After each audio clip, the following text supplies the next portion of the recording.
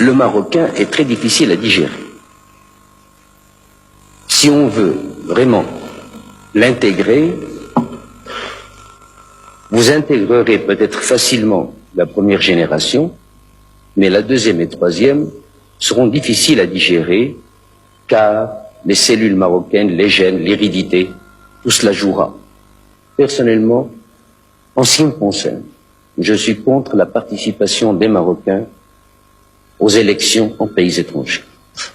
Car malheureusement, même au bout d'une génération, même au bout de 2 générations, on leur dira un jour, va, tu n'es pas un vrai Hollandais, tu n'es pas un vrai Français, tu n'es pas un vrai Italien, tu es un importé. On le leur rappellera un jour ou l'autre. Et à mon avis, pourquoi voulez-vous qu'un Marocain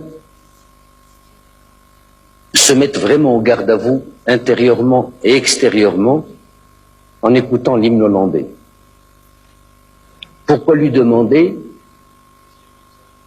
30 ans après ou 60 ans après, d'aller comme un Français ou comme un Allemand, le drapeau national sur l'épaule, aller se faire tuer pour l'Allemagne, pour la France ou pour l'Italie? À mon avis, c'est même immoral. On ne peut pas avoir de drapeau. Car on ne peut pas oublier l'ancien et on n'a pas tout à fait acquis le nouveau.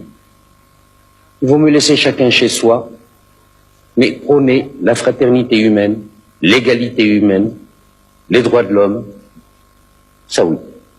Mais l'intégration n'est bonne ni pour l'intégrer, ni pour celui qui intègre. Est-ce que vous aimeriez qu'il soit intégré en France? Le principe même de l'intégration, est-ce que vous êtes pour ou est-ce que vous êtes contre? Je n'appellerais même pas cela l'intégration. Je n'aimerais pas du tout qu'il soit l'objet d'une tentative, car ils ne seront jamais intégrés. Vous croyez qu'eux ne le veulent pas, non, ou que c'est les Français qui le refusent? L'exprimeront-ils qu'ils ne le pourront pas? C'est possible entre Européens. La trame est la même.